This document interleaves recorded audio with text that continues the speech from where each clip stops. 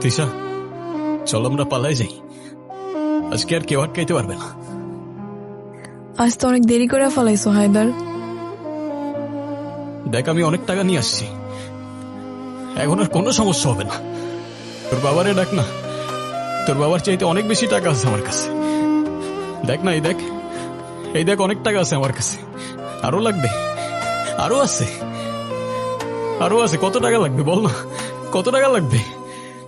তোর মার বাবার সবার কষ্ট দূর করে দিব আমি।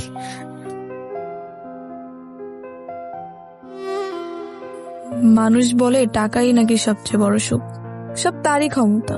যখন আমার বাপের কাছে ছিল তখন সে দেখাইছে, যখন তোমার বন্ধুদের কাছে ছিল তারা দেখাইছে, আর এখন তুমি দেখাইতেছ।